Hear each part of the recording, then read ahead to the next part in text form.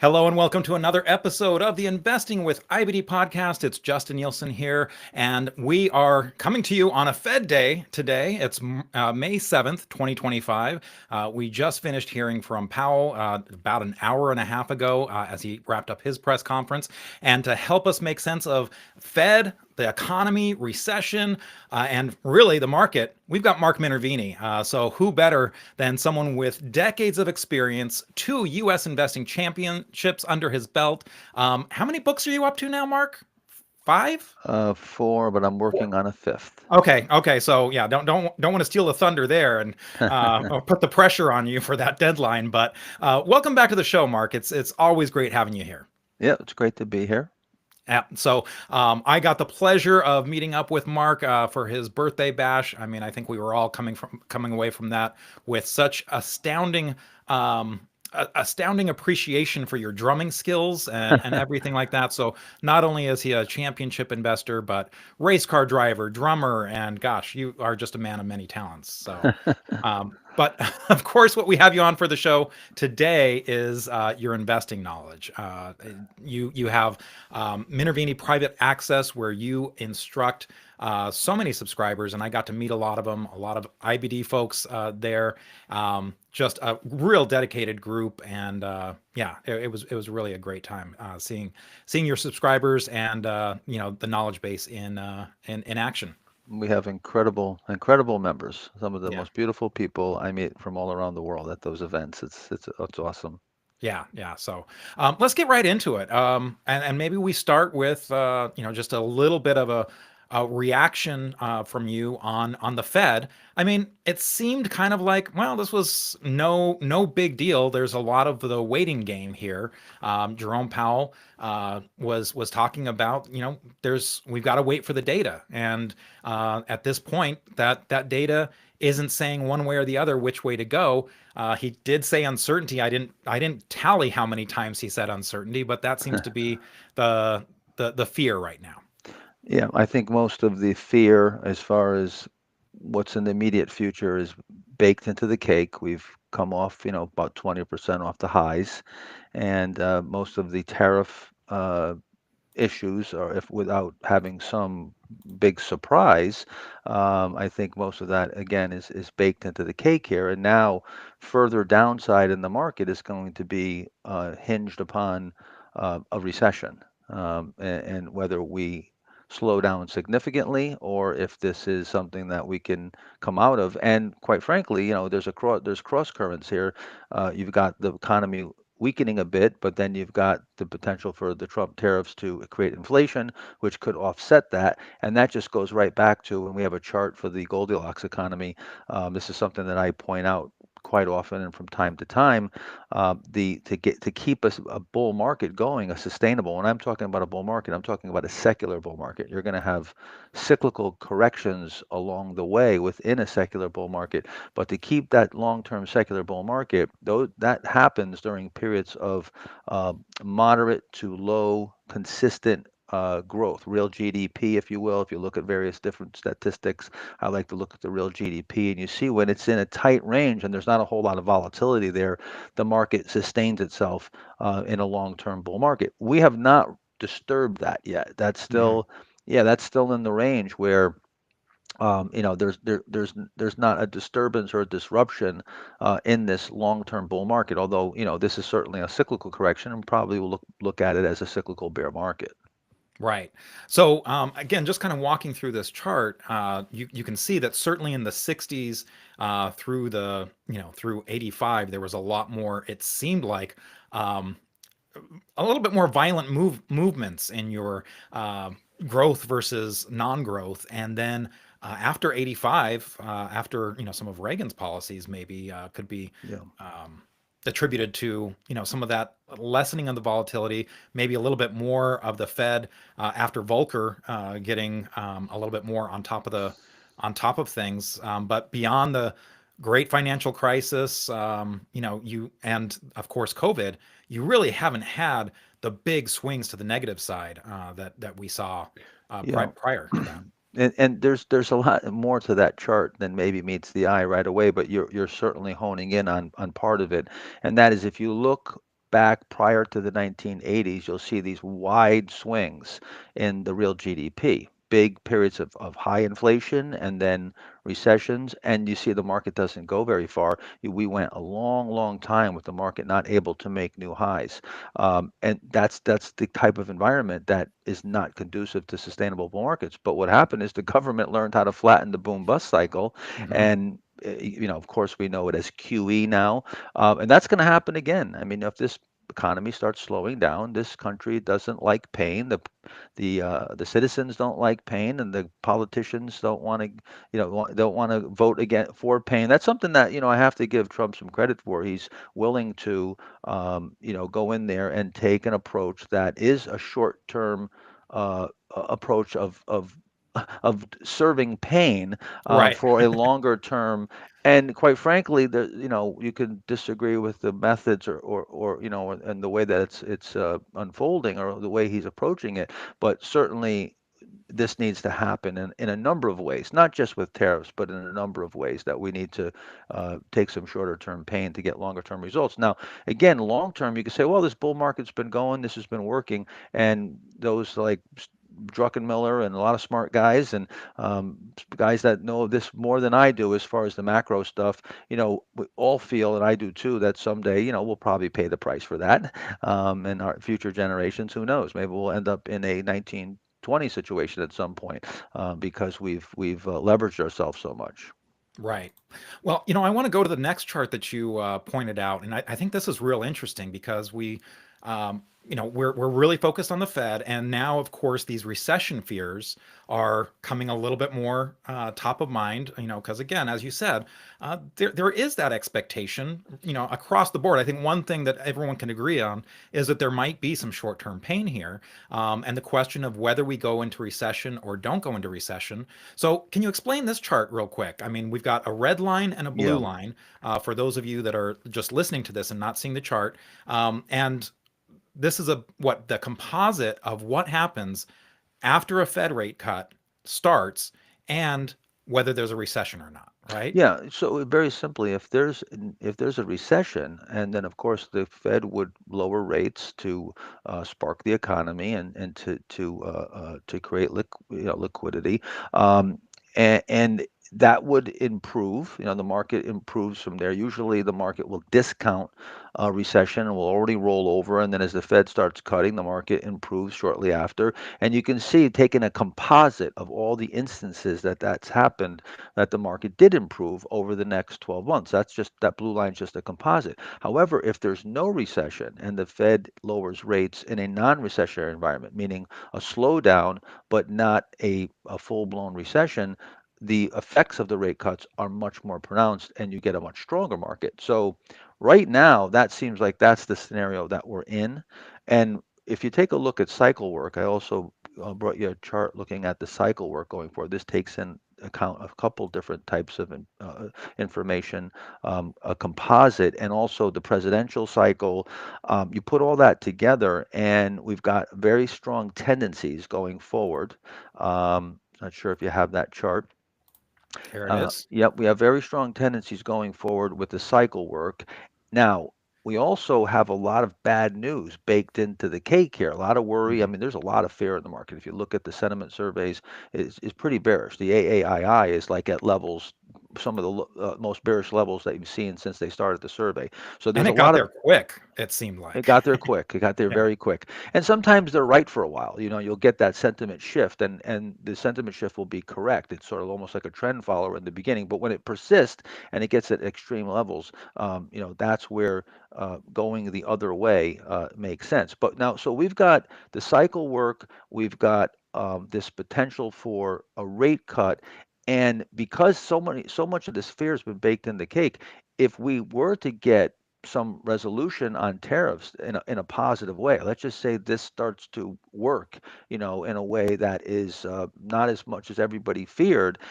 and we get the rates to come down, you could have a very explosive market to the upside. So I'm not saying that we can't go lower, we can't back and fill. This can't maybe not won't be a longer bear market, but certainly the stage is being set for the conditions that there is the potential for a very explosive upside. But some things have to change, and definitely the tariff situation needs to have some type of resolution. We need to see some type of light at the end of the tunnel or some type of clarity, particularly with China. Hmm. And so, just to again kind of describe what's happening in this chart here, we've got the blue line in this case, and basically kind of a equal weight on the 1 year seasonal cycle, the 4 year presidential cycle, and the 10 year decennial cycle. Right. And then is that comparing it to what's actually happening on the Dow Jones Industrial Right. You Average? see that orange line is where what actually happened on Right. the Dow Jones, and where so this is sort of like some pent up upside here. Hmm. We're going in the opposite direction. Now you can look at it in a couple ways and say the market's weak relative to it, but again, the tendencies are bullish. And I think when you put that together, like I said, if there is a rate cut and we don't go into a full blown recession, you're going to see a market that you can move to the upside very quickly. I'm in the camp of more that I think this probably at the worst case scenario here, if we don't go into a recession. That's the big caveat. If we can avoid a recession and the Fed moves quickly, I think we're more in the kind of situation of a 1998, where maybe we go back, test the lows. It takes Hmm. a little bit more time, and then we're back in gear with the longer term secular bull market. Some are comparing this to 2018, where it's going to be just a V recovery. There's also, I've been hearing talk, and I actually spoke about it this morning with my members about how the last 20 years have seen more V recoveries, and that's Yeah. becoming more the norm. Um, and what I would like to caution people is don't get too hung up on an idea and think, okay, oh my God, this market's going to be a V recovery and just take off. I got to get invested because in 43 years of doing this, and when I say that, it scares the heck out of me because it tells me how old I am. It still feels weird to say that. Yeah. Yeah. But yeah, 43 years I've been doing this, and I have never once seen, nor have I seen in my historic studies, where the market being one that as more rounded out recoveries or V recoveries has changed anything on the individual stocks where you would have to alter the way you approach trading individual stocks from either whether you're a can-slim guy, you're trading from cup with handles, you're being a little more forensic on it and trading it from the low cheats and cheats and the VCP characteristics that my signature setups, they're all pretty much homogenous. That hasn't changed regardless. Sometimes you have to wait a little longer. The V recoveries run up the right side and you don't get the setups right away and you got to wait for some pullbacks. Yeah. And sometimes you get them even before the market even really gets off to the races and you got a lot of setups that happen prior to the market taking off. That happened in 1990. That's happened in a number of periods in my career. So Hmm. the main thing is to really just look at the individual stocks. The indexes are, especially the Dow 30 stocks, the S&P 500, 500 stocks, capitalization, price weighted. I mean, these indexes are completely distorted to what the average stock is doing. Yeah. And I guess to that point, I mean, I think of like the recovery from the 2008 great financial crisis. It seemed like, 2009 when we finally started that recovery, it was a lot of things bouncing off the bottom. It was your Fords and your Bank of Americas that had gotten down to $1, Yes, that were initially, oh, you're up to $5 now. That's a 500% move. that's right. It seemed like it took a little bit of time before the growth came on strong. Okay, Um, so '08, '09 was probably the most treacherous bear market in my career. And I know O'Neill agreed with that. O'Neill at the time, I remember him saying that that was the most difficult period that he had seen. And like you said, you had stocks, you had GE and AIG. These companies that have been around for 100 years were mhm. penny stocks. They're $1, $3 stocks, and then yeah, they go up and they double and go from $2 to $4. But there was a lot of volatility around that low, and that was an exact example where if you got in there and you picked the low, you could have lost a ton of money just in the Yeah. just and the market recovered. You got it right, and you start buying these stocks. Now, mind you, if you were cutting your losses and you were, I mean, maybe if you just went in there and held your breath, but I cut my losses on the volatility, and I was getting whipped all over the place, so I just pulled back and just waited for better entries at higher prices. Hmm. So since we're going back in time, and to your point, I mean, I think if I remember correctly, didn't Citigroup actually have to do a reverse split so they didn't get delisted or something like that? It was again crazy times. I know But let Citigroup was definitely down in a single digit. I don't yeah. remember about the reverse split, but yeah, Yeah. So let's go ahead and take a look real quick. I'm going to pull up the Nasdaq, and I'll just kind of show what happened after the 98 time period that you were talking about. Of course, we had long-term capital management that was needing the bailout after Russian ruble, the Asian contagion, yep, in terms of currency was going on. So to your point, this index, the Nasdaq at that time, really had a strong move in September. And this is, by the way, this was the first follow through day that I ever played, and I made the mistake of, okay, that one failed, and so then I didn't play the one that worked. I was like, oh, right. you're not going to fool me this time, and that, of course, that Very was just the common. absolute wrong thing to do. But I was a year into it, so I think I was definitely still on the learning curve, but it was certainly a move up to that 200-day moving average line that got turned away for another leg down. So this is one of the scenarios that Yeah. you're ready for just in case. Right. Well, so this is where I'm looking at this as maybe a potential analog for the current market, where you see how we sold off, we undercut the 200, we're coming back up, back to the 200 day. It's a very similar look to where we are now, where you came back to that 200, and then you came off and you undercut those lows, and it got real scary, and that put in the final low. And then it ran up the right side there. So if you look at the current market, it looks similar if around that period that you were up by the 200 day. Mhm. Yeah, and that's so this is a logical place where the market would pull back. Now the question is it going to pull back and really pull back and this is going to be a bigger bear market, or are we going to just pull back here and maybe we start building right sides and it's just a short-term pullback and we do recover in a more V fashion, and the real answer will be is if stocks set up, because as you're pulling back here, this is where you'll see those tight right sides and you'll get those entry points. And then from there, you'll get some breakouts. And are they working? Are they failing? As of right now, we've tried a number of names and most of them have failed. A Mhm. lot of the stocks, yeah, a lot of the stocks have failed. And when I say failed, they've just experienced too much volatility for me to stay on board, just getting bucked off, or we're going into earnings and we're not willing to hold into earnings because we haven't been able to get any traction to get any cushion. So another thing too, if you want to go back, you want to start taking a look at a little bit of history.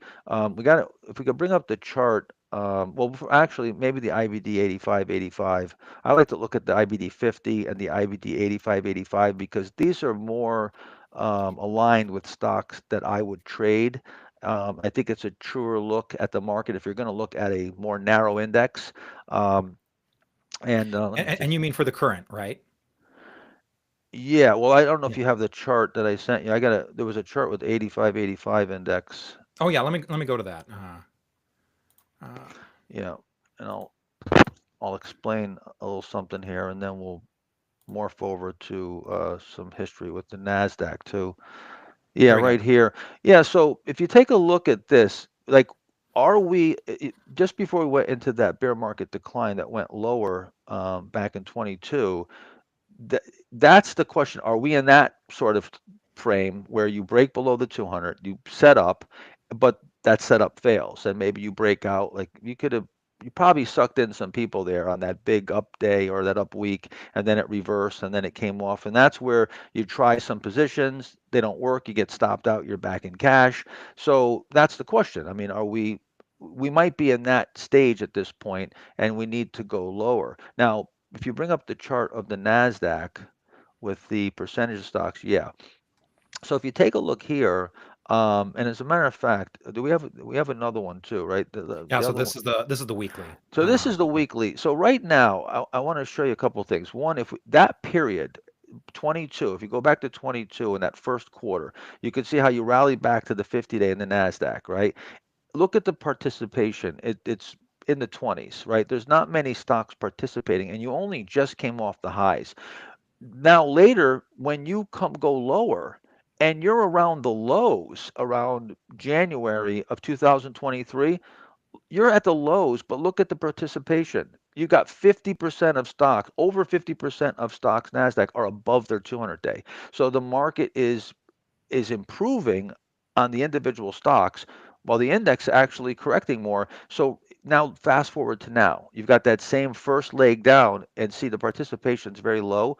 So even if the index bottoms here and it moves higher, well, you don't have a whole lot of participation. And one of my main rules is that a stock has to be trading above its 200-day moving average, and the 200-day has to be in an uptrend for me to even consider buying it. Right. So right now, that means that most of the market is not a, I can't consider Hmm. these names because they're not meeting that criteria. So I don't really care what the index does. I care what this participation rate is. And when that participation starts increasing, then I start looking at more names, I get more buy ideas, and the market's healthier from an individual stock basis.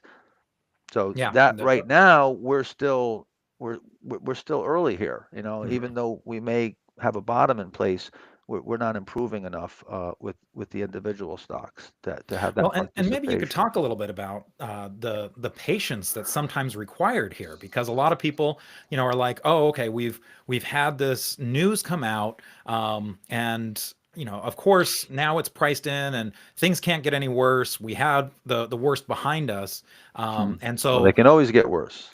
right, exactly. And there's also kind of that, oh, I want to buy at the bottom. Oh, things are at a discount, so I want to get in at Yeah. that point. So, um, how has patience served you well in your 43 years of investing here? Well, my discipline and my patience is the key to my success, and is my strength, and is probably my advantage over most people. That's the real key. But it to me, it's really simple. And if we let's bring up a couple charts here. Let's bring up a couple individual stocks. Let me get a little list of names here. Let's see. What are some names that we recently trafficked in and got beat up in? Because most of the names that I recently bought, knocked us around. Hmm. So because of that, I've never been able to get large in the market. I'm just trading really, really small. So I never really understood how it's difficult to stay disciplined or be patient, because all I do is just place some small bets, and until the small bets work, I don't place big bets.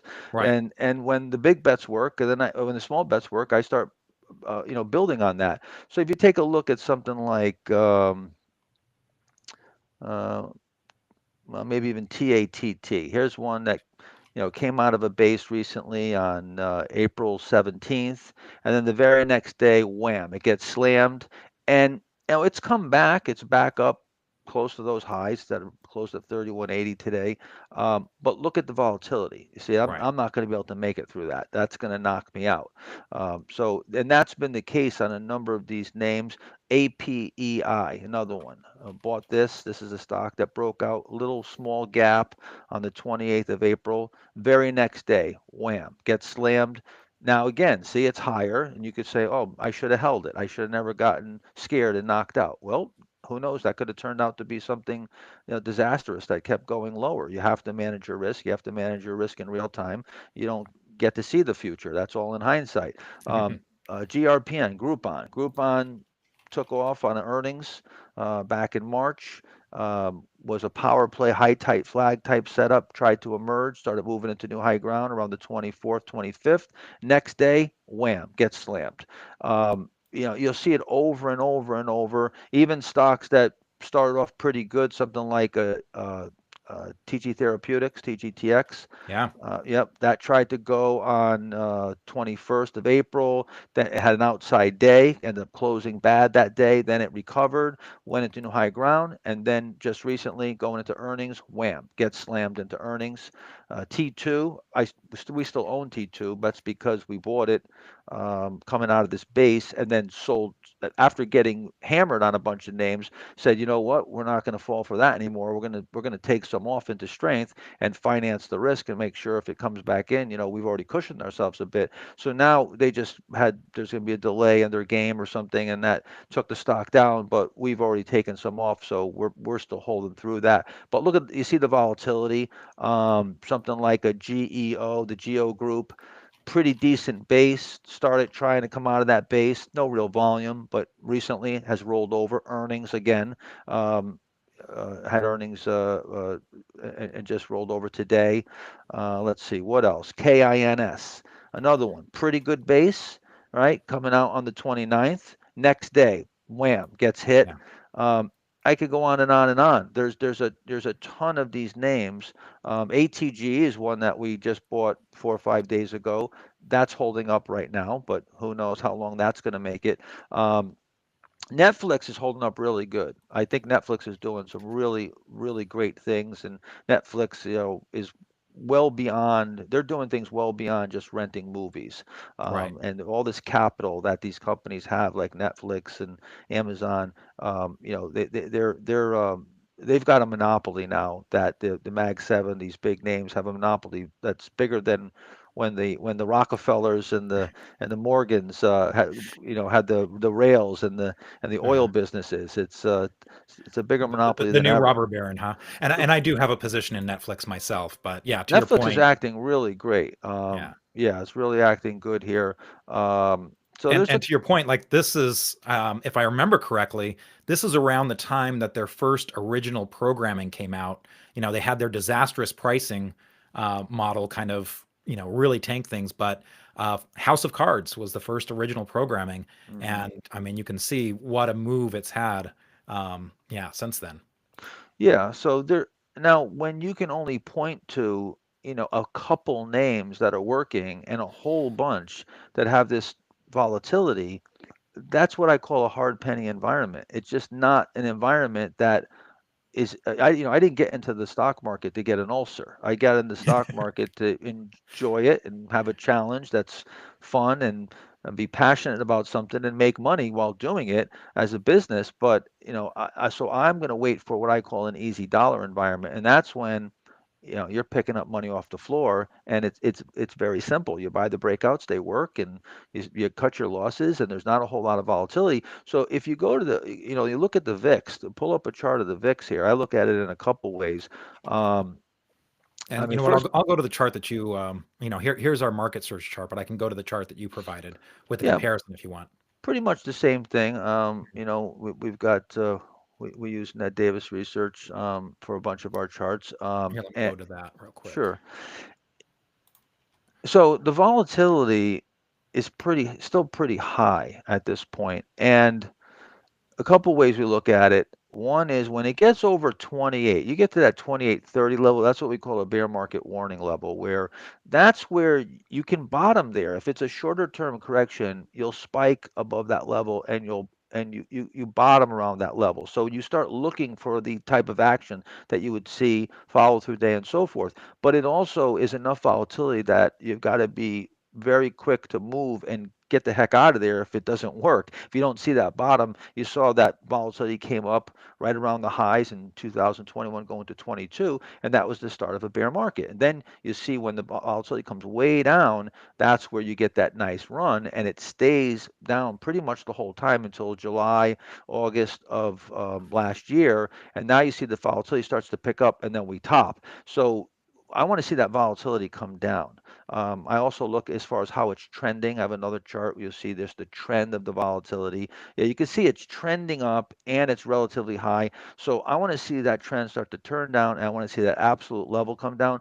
But more importantly, forget everybody focuses on the VIX. I don't have to look at the VIX. I just look at the individual stocks. And what I just showed you prior to this of all those stocks whipping all over the place, that's all I need to know. When that's the results that I'm getting from making my plays of stocks coming out of bases, that's all I need to know. And I'm going to stay small, and I'm going to stay mostly in cash.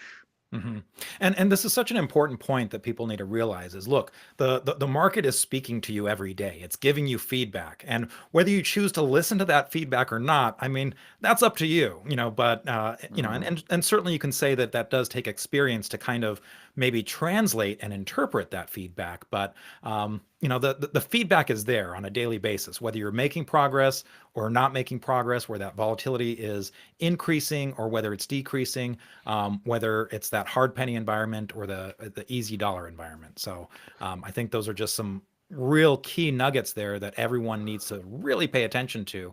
And this is one of the things that was you were drumming in back in January was, know your numbers, know Hmm. how you're doing in the market, know when things are turning against you. Don't go by your feeling, just look at your numbers because that will tell you so much. Look at your batting average. Is your Mhm. average gain lower than normal? Is your average loss larger than normal? Is your batting average very low? Or is your percentage of winning trades, getting down into 20s and 30s? That's usually a sign that it's not a very good market. If you're up in the 40s, 50s or higher and you're running 50, 60%, well then that means, things are working. You're not going to be right all the time, but you certainly want to be able to run at 40 or 50% if you're doing things the right way. That's a long-term sustainable batting average. So those numbers are going to tell you everything that you need to know. Now, a lot of people are focusing on, they look back and you see, and even I've pointed this out, that we've had these large spikes in volatility. We had 3 consecutive days that were over 4.5% down.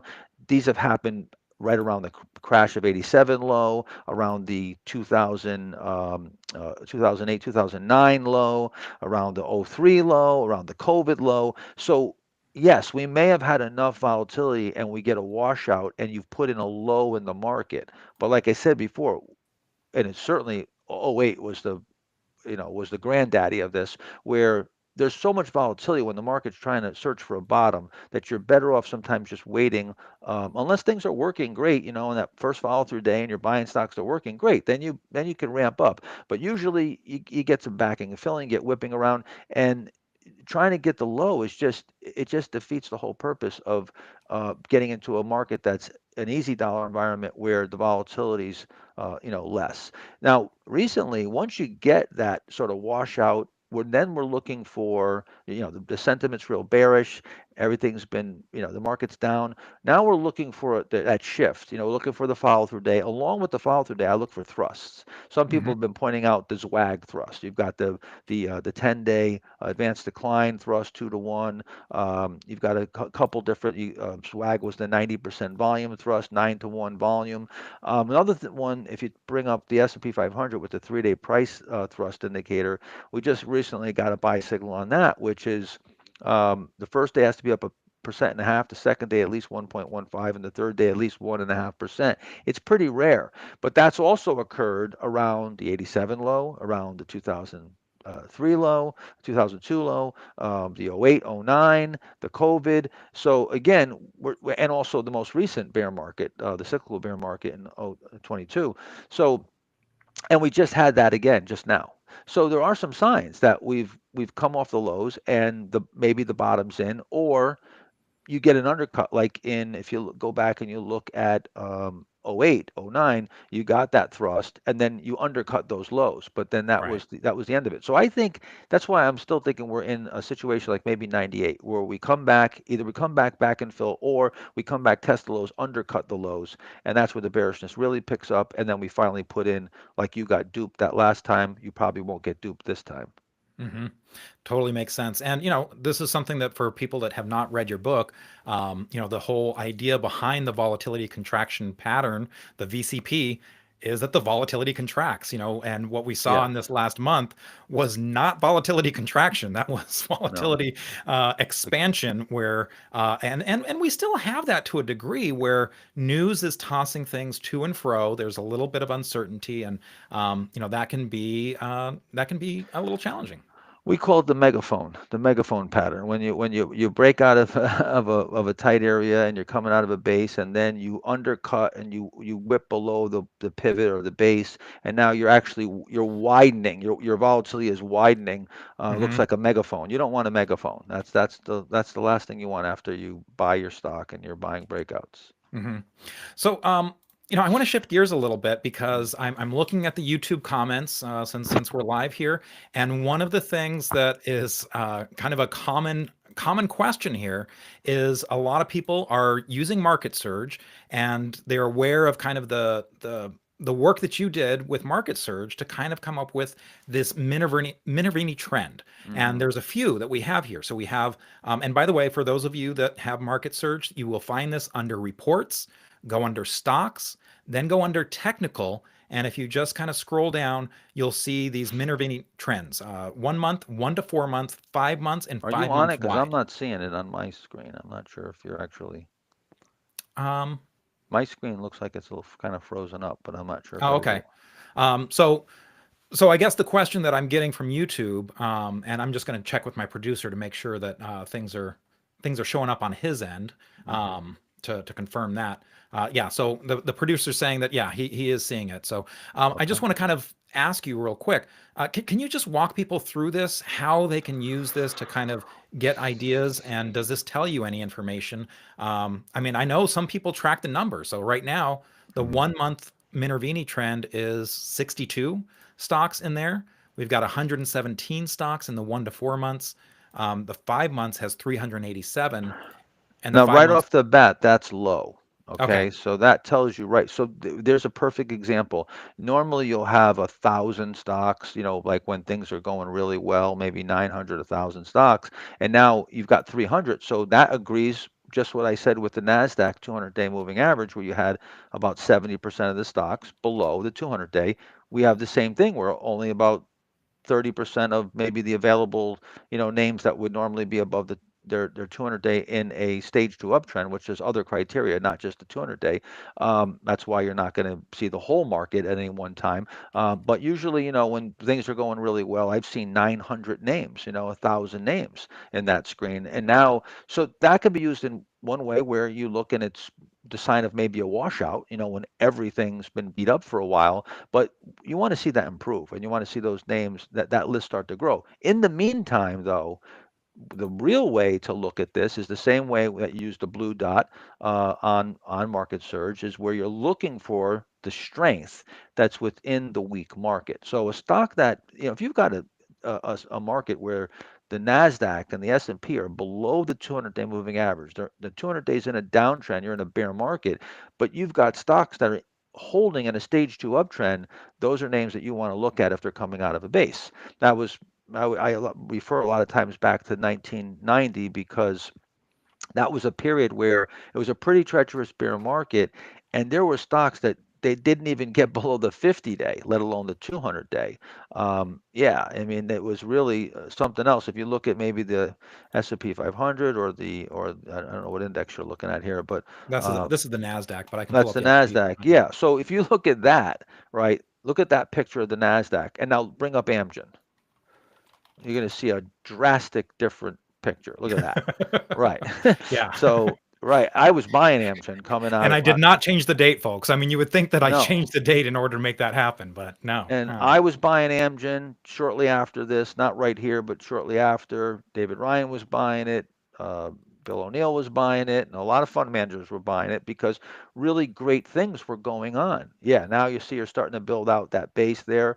And if you go and look at the market, that's in October. The market is at its lowest point right now. It's just coming off the lows, and it had just made a follow through day right around here.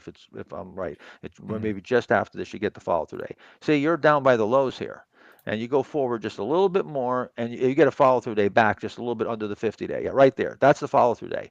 You go back, look at Amgen. Amgen has been holding up like a champ, well above its 200-day moving average. Yeah, look at that. That's where I'm buying it right there, coming right out. If you look right there, yep, I'm Mhm. buying Amgen there in 1990. No Mhm. different than what I would be doing today. Right. Exactly the same thing. Yep. Mhm. And I guess that's another point is a lot of people, they talk about the tariffs and it's like, oh, these are, this is the worst level of tariffs since Smoot-Hawley back in the Yeah. 1930s, and so of course this time is different. But how many times do you hear this time is different? Every time. Every Right. single time I hear this time it's different. I've been hearing it's different for 40 years. And I'm sure Jesse Livermore heard it in 1932. Yeah, And right. it's just not. It's just not different. It's never different. It's the people are people. The only thing that changed are the names of the stocks and the names of the traders. Right. That's it. That's the only thing. Everything else, stocks go up. You're earning a lot of money. The stocks go up. The economy recovers. I mean, unless America, if you're one of these people that are bearish on America and you think the Great Depression is coming, well, then we're all screwed. You know, Right. Yeah. you Yeah. know. We have a lot more to worry about. We got a lot more to Um, worry about. But yeah. O'Neill eased my fears about that. That's something Uh, that he talked about quite a bit. And even coming out of those periods, great things happen. We just got mhm, to be patient to wait. mhm. And then in terms of like how quickly you can get invested, and again, this is something that a lot of people don't realize is again by listening to the feedback of the market. Um, you can ramp up pretty quickly when things are working for you, and um, so a lot of people fear that, oh, if I miss a day, like, I mean, everyone points to April 9th, of course, and oh, the Nasdaq was up 12% that day, so if you missed that, you missed a 12% gain in the market. How could you be so late? But again, I just want to stress that your belief, and I think again you have a lot of history to go off here, is that there is a lot of time if this market is going to be a true strong bull market. So there's not only a lot of time, but we've morphed into where most people are much shorter term traders than they used to be back 20, 30, certainly 40, 50 years ago, just simply because you could. You couldn't do that back 30, 40 years ago. You couldn't go in and out like you go in the market now. It just wasn't feasible for a number of reasons: commission structure, bid-ask spread, technology, and being able to place a trade quickly. And now you can place your trade from your phone while you're going down the street and your autonomous driving is driving the car. Right. So that's the only thing that's changed is things have become faster and easier. It's actually much easier now. But here's the big, giant, enormous myth and the most ridiculous part that people don't. When I say ridiculous, it's not because anybody's stupid or they're doing it on purpose. It's just you don't think of it this way or realize the math behind it. So let's say in a period of a year, let's say you're a swing trader, and over the next year you would do 200 trades. And Hmm. if you were to do those 200 trades, let's just say, your average gain is 10%, your average loss is 5%. You're right 50% of the time. Half of them are losers, half of them are winners. Um, you're a winning trader if you do that, right? Okay, 200 trades. If you were to go and get into those 200 trades, let's say four stocks at a time, or even on full margin, and you went eight stocks and then you sold out and you made those trades, versus you bought just one at a time. You were Hmm. never ever more than 25% invested. Let's just say the entire year you were 75% cash. You only bought one stock and you bought a 25% position versus four 25% positions or eight 25% positions all in whenever the opportunities presented themselves. Meaning that, okay, I got to get in there. When things are good, I'm going to load up and I got to get exposed, or I'm not going to get as much return if I don't have the exposure on. Well, if at the end of the year you can get off the same 200 trades, what would your return be if you did them one at a time with 70% cash versus if you went in there all of them at the same time, or you loaded up, one at a time as you built up where you're 100% invested or fully margin? The answer is the exact same return. Yeah. It, Yeah. the only difference is you would have probably more volatility if you had all that exposure. Now the question is, can you get off those 200 trades? Could investing more at the same time allow you to have more trades on in that time period? But we're just saying, all things being equal, you can get off 200 trades in whatever the period is, 1 year, 2 years, you name the period. You can get 200 trades off where you're in and out. If you can do that, exposure doesn't matter. The amount of exposure you don't have doesn't matter. Your position sizing is what matters. Okay, so Hmm. if there were equal position sizes and you were to just do, even if there were 10%, let's say there were 10% position sizes and you were to do 300 trades at 10% position, it wouldn't make any difference if you were 90% cash the whole year and you were never more than 10% invested than if you were 100% invested or fully margin. You'd have the exact same return. So this Right. whole idea of I got to get invested is absurd. Is Hmm. absurd. Over my career, again, I don't have the exact number, but I know it's over 600,000% that I've made on my money in my career. Um, Whatever that comes out to annualize. Uh, this I have only been invested probably on average 40%, maybe 40-50%. Hmm. I average being in cash at least half the time, if not even more often than I am in the market. Right. And I think that gets back to your point. You are very strategic about when you invest. You're not in this to get an ulcer. You're in this when the environment is right and when the trade is right. And, again, using that feedback of the market, those volatility contraction patterns. And again, when things are more favorable, because the truth is, even in a good year, there are times where you don't want to be in the market at all because of the downtrend that's going on. Yeah. Uh, Well, at our master, some people are going to be scratching their head now, going, "Wait, what did he just say?" And I'm sure some of you are trying to make heads or tails of what I just said and what it means. Um, in our master trader program, the master trader program that I do every year, there's a section called mind blowing math where this is mhm. just part of it that I talk about. What we go in depth and really show how you get to that big return with a low risk and how it's unnecessary to do a lot of the things that you're convinced you need to do. So where you can have your cake and eat it too, to a certain degree, where you can get big returns with the low risk. But to go back to what you just said, your point, I mean, you go to 1995, the Dow was in new high ground for months. I think it was April, Mhm. mid or late April, before I even started really getting invested in the market. And if you bring, I don't know if you bring up a chart. Oh, Yeah. So you see there, uh, I'm gonna have to yeah, learn how to maybe type. maybe bring up the Dow. Yep. Yeah, April of '95.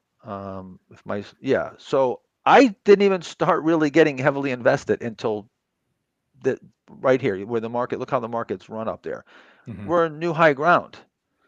You see, Hmm. so I missed a low by a mile. I was up 412% that year. Hmm. That was a big year for me. That was a game changing year for me. That was the year that I really, my capital had gone from a very small amount to a respectable amount. And then that year, it went from a respectable amount to a big amount. And that Right. was where yeah, I was at a completely different level from that point on. Hmm. And I think one other thing that a lot of people need to recognize, and I appreciate so much how often you say this, that you were not immediately successful at Oh, trading. no. That you had to kind of slog through it for To a little say the bit. You had least. to you had to have persistence in this to A lot of really kind of crying. get There's there. a lot of nice. I cried, literally. A lot of what am I doing? Absolutely. I never really thought about quitting, but I did think about suicide. I didn't think about jumping off a bridge, but not Yeah. quitting. Yeah.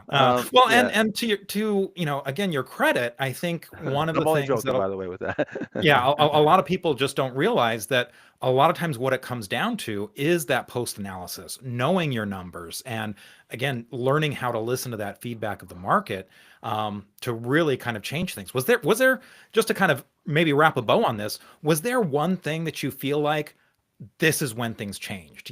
Like it finally Yeah. something clicked for you. Absolutely. So when I first started, I did not know my numbers. I didn't have a clue. I didn't have a strategy. I was buying stocks that were beaten up and down and were low price and low PE and buying names that I thought, were buying stocks just because the name was solid and it was down. Just like a lot of people would do. They'd be buying Apple or whatever when it's down. But then I realized that regardless of how good the company is, there's still risk. And these companies go down, they stay down, and they can stay down more than I can stay liquid. And it's just a time Mhm. factor. So one morning I got up and I said, enough is enough. I got to get to the bottom of this. I got to see what's going on because I'm not even sure what's happening in my trading. So I went, looked at all my trades, and I said, I just want to see if I cut my loss at a certain level, an arbitrary level, if it would improve my performance and if managing risk is really what's important here because I would be doing good and then I'd have a couple trades torpedo me and next thing you know I'm not doing good anymore and at the Right. end of the day I look back and it was because of 5 trades that I held that turned my performance from pretty good to terrible. Mhm. So the results were amazing, and I tell this story in both my books. It's what I call the result. What do I call it?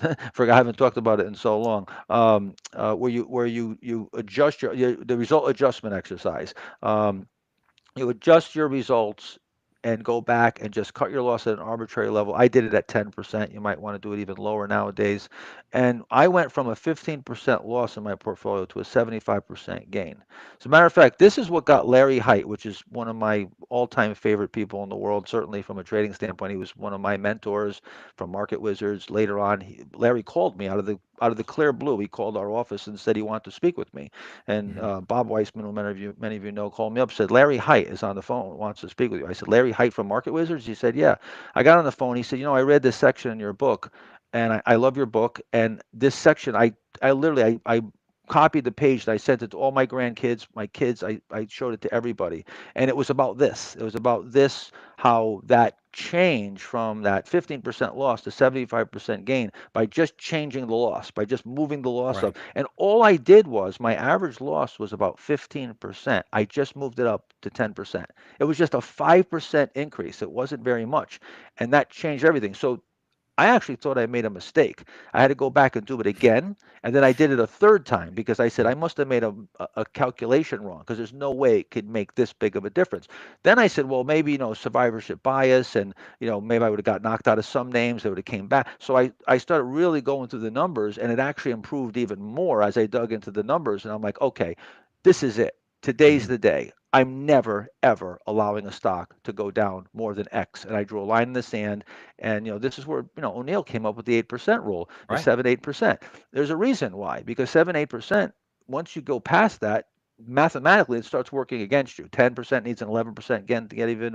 20% needs a 25. 50 needs 100. So losses work geometrically against you. So the pivotal change was I said I'm never losing big again. If they're Mhm. going to beat me, they're going to have to nick me to death, and I'm going to have to lose 100 times. There's no way I'm getting beat on a big loss ever again, and never turned back from there. Since then, I think I've had 3 down years of single digits in 30 some odd years. Yeah, that's incredible. And again, I think a testament to putting in that work to kind of really figure out the risk management part, so critical.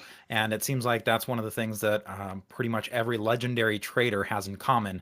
They Yep. are just so focused on the risk management, making sure that they don't lose big and that they can stay in the game Not for as losing long as you big is have. the key to winning big. It's that simple. Right. Well, hey, Mark, it's always a pleasure having you on, my friend. And for those that aren't aware of, some of the offerings that he has, again, 4 books out there, a 5th on the way. Not just about trading, but mindset of a champion. There's a lot to be said for the mindset that you have to really be successful in anything you do. You have your X account that has great knowledge that you're dropping all the time. That's at Mark Minervini. And of course, there's Minervini Private Access, which is, again, a very elite group. Really great information that you're sharing with your subscribers that people can find at minervini.com. And we And have the so, Master Trader Program coming up. I think it's in November, where registration is open, and of course, Market Surge is our exclusive sponsor. yes, so we are always pleased, so pleased. Again, so many of our folks are at those events. It was so great being at your event in January. And thanks so much for coming on the podcast again, Mark. I really It's appreciate it. it's awesome to talk stocks. Thank you. Appreciate it. Okay. Thanks for having me. That yeah, thanks a lot. Thanks again. That's going to wrap it up for us this week. Thank you so much for joining us, and thank you for all the comments on YouTube. Really appreciate it. Quite the audience coming, and a lot of people appreciating Mark's wisdom. I know I certainly do. Hope that you tune in with us next week. We're going to have Mike Webster on the show. We're going to be talking about average true range (ATRs) and how the volatility in a stock, you can use this measure to kind of decide what stocks you're going to get into. So hope you tune in for that next week, and we'll see you then. Take care.